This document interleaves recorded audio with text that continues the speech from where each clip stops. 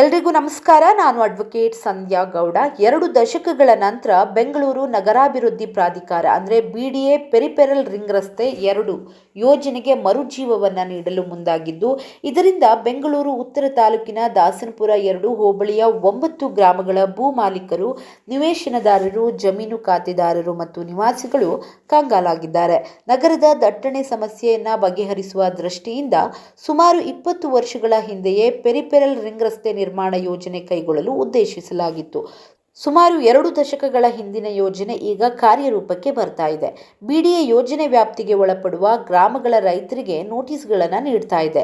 Peripheral ವರ್ತುಲ ರಸ್ತೆ 2 ಯೋಜನೆ ನಗರದ ಹೊರಭಾಗದಲ್ಲಿ ಉತ್ತಮ ಸಂಚಾರ ನಿರ್ವಹಣೆಗೆ ಸಹಕಾರಿ ಎಂದು ಅಂದಾಜಿಸಲಾಗಿದೆ.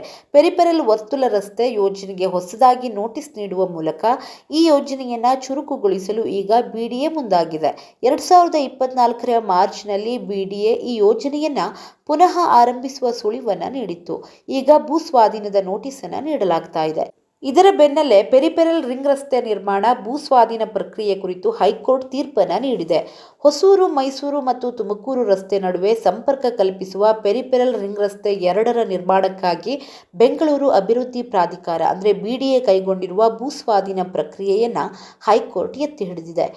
ಹೌದು, Karnataka high court peripheral ring road ಯೋಜನೆಗಾಗಿ ಬೆಂಗಳೂರು ಅಭಿವೃದ್ಧಿ ಪ್ರಾಧಿಕಾರದ ಭೂ ಸ್ವಾಧೀನ ಅಧಿಸೂಚನೆಗಳನ್ನು ಎತ್ತಿ ಹಿಡಿದಿದೆ. 2005 ಮತ್ತು 2011ರಲ್ಲಿ ಹೊರಡಿಸಲಾದ ಪ್ರಾಥಮಿಕ ಮತ್ತು ಅಂತಿಮ ಅಧಿಸೂಚನೆಗಳು ಮಾನ್ಯವಾಗಿದೆ ಎಂದು ನ್ಯಾಯಾಲಯ ತೀರ್ಪನ್ನು ನೀಡಿದೆ. ಈ ಸಂಬಂಧ ಕೆಂಗೇರಿ ಹೋಬಳಿಯ ವನಿತಾ ಮತ್ತಿತರರು ಸಲ್ಲಿಸಿದ್ದ ರಿಟ್ ಅರ್ಜಿಗಳ ವಿಚಾರಣೆ ನಡೆಸಿದ ನ್ಯಾಯಮೂರ್ತಿ ES ಇಂದಿರೇಶ್ ಅವರಿದ್ದ ಏಕಸದಸ್ಯ ನ್ಯಾಯಪೀಠ BDA 2011ರಲ್ಲಿ ಹೊರಡಿಸಿದ್ದ ಪ್ರಾಥಮಿಕ ಹಾಗೂ 2013ರಲ್ಲಿ ಪ್ರಕಟಿಸಿದ್ದ ಅಂತಿಮ ಅಧಿಸೂಚನೆಗಳನ್ನು ಊರ್ಜಿತಗೊಳಿಸಿದೆ. ಒಂದು ವೇಳೆ ಜಮೀನನ್ನು ಇನ್ನೂ ಸ್ವಾಧೀನಪಡಿಸಿಕೊಂಡಿಲ್ಲ ಎಂದಾದರೆ ಕೂಡಲೇ ಸ್ವಾಧೀನಕ್ಕೆ ಪಡೆದುಕೊಳ್ಳಬೇಕು ಮತ್ತು 6 ತಿಂಗಳಲ್ಲಿ ಪರಿಹಾರವನ್ನು ಘೋಷಿಸಬೇಕು ಎಂದು BDAಗೆ ನಿರ್ದೇಶಿಸಿರುವ ನ್ಯಾಯಪೀಠ, ಸಾರ್ವಜನಿಕರು ಹಾಗೂ ವಾಹನಗಳ ಸುಗಮ ಸಂಚಾರಕ್ಕೆ ಬಾಕಿ ಇರುವ truck terminal, skywalk, bus depot ಮತ್ತಿತರ ಕಾಮಗಾರಿಗಳನ್ನು ಪೂರ್ಣಗೊಳಿಸಬೇಕು ಎಂದು ಹೇಳಿದೆ. ಸಾರ್ವಜನಿಕರು ಹಾಗೂ ವಾಹನಗಳ ಸುರಕ್ಷಿತ ಸಂಚಾರಕ್ಕೆ ಅನುಕೂಲವಾಗುವಂತೆ ಮೆಟ್ರೋ ನಿಲ್ದಾಣ, ಸರ್ವಿಸ್ ರಸ್ತೆ ನಿರ್ಮಾಣ ಮತ್ತಿತರ ಕಾಮಗಾರಿಗಳನ್ನು ಕೈಗೊಳ್ಳಬೇಕಿದೆ. ಹಾಗಾಗಿ ಈ ಹಂತದಲ್ಲಿ ಭೂಸ್ವಾಧೀನ ಪ್ರಕ್ರಿಯೆಯಲ್ಲಿ ಹಸ್ತಕ್ಷೇಪ ಮಾಡಲಾಗದು ಎಂದು ವಿವರಿಸಿದೆ. ಭೂಸ್ವಾಧೀನ, ಪುನರ್ವಸತಿ ಮತ್ತು ಪುನರ್ವಸತಿಯಲ್ಲಿ ನ್ಯಾಯಯುತ ಪರಿಹಾರ ಮತ್ತು ಪಾರದರ್ಶಕತೆಯ ಹಕ್ಕು ಕಾಯ್ದೆ 2013ರ ಸೆಕ್ಷನ್ 24ರ ಅಡಿಯಲ್ಲಿ ಈ ತೀರ್ಪನ್ನು ನೀಡಲಾಗಿದೆ. ಅರ್ಜಿದಾರರ ಕೋರಿಕೆ ಏನಿತ್ತು ಅಂತ ನೋಡೋದಾದರೆ, ಅಧಿಸೂಚನೆ BDA ಕಾಯ್ದೆ 1976ರ ಕಲಂ 36 ಸಬ್ ಕ್ಲಾಸ್ 3ಕ್ಕೆ ವಿರುದ್ಧವಾಗಿದೆ.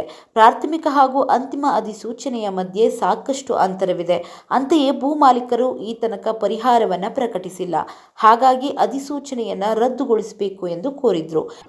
BDA ಪ್ರತಿವಾದ ಏನಿತ್ತು ಅಂತ ನೋಡೋದಾದರೆ, ಪರಿಹಾರದ ನೋಟಿಸ್ಗಳನ್ನು ಈಗಾಗಲೇ ಭೂ ಮಾಲೀಕರಿಗೆ ನೀಡಲಾಗಿದೆ. ಕೆಲವು ಭೂ ಮಾಲೀಕರ ಜಮೀನಿನ ಮಹಜರನ್ನು ನಡೆಸಿ ಇಂಜಿನಿಯರಿಂಗ್ ವಿಭಾಗಕ್ಕೆ ಜಮೀನನ್ನು ಹಸ್ತಾಂತರ ಮಾಡಲಾಗಿದೆ. ಕರ್ನಾಟಕ ನಗರ ಮತ್ತು ಪಟ್ಟಣ ಯೋಜನಾ ಕಾಯ್ದೆ 1961ರ ಪ್ರಕಾರ ರಸ್ತೆ ನಿರ್ಮಾಣ ಯೋಜನೆ ರದ್ದಾಗಿಲ್ಲ. ಒಟ್ಟು 10.35 ಕಿಲೋಮೀಟರ್ ಪ್ರಮುಖ ರಸ್ತೆ ನಿರ್ಮಿಸಬೇಕಿದ್ದು, ಅದರಲ್ಲಿ 8.53 ಕಿಲೋಮೀಟರ್ ರಸ್ತೆ ನಿರ್ಮಿಸಲಾಗಿದೆ. ಉಳಿದ 1.8 ಕಿಲೋಮೀಟರ್ ರಸ್ತೆ ಕಾಮಗಾರಿ ಮಾತ್ರ ಬಾಕಿ ಇದೆ. ಹಾಗಾಗಿ ಅರ್ಜಿಗಳನ್ನು ವಜಾಗೊಳಿಸಬೇಕು ಎಂದು BDA ನ್ಯಾಯಪೀಠಕ್ಕೆ ಮನವಿಯನ್ನ ಮಾಡಿತ್ತು. ಭೂಮಿಗೆ ಪರಿಹಾರವನ್ನು ಪಾವತಿಸಲು ಮತ್ತು ಉಳಿದ 1.8 ಕಿಲೋಮೀಟರ್ ರಸ್ತೆಯನ್ನು 6 ತಿಂಗಳೊಳಗೆ ಪೂರ್ಣಗೊಳಿಸಲು ನ್ಯಾಯಾಲಯವು BDAಗೆ ಆದೇಶಿಸಿದೆ.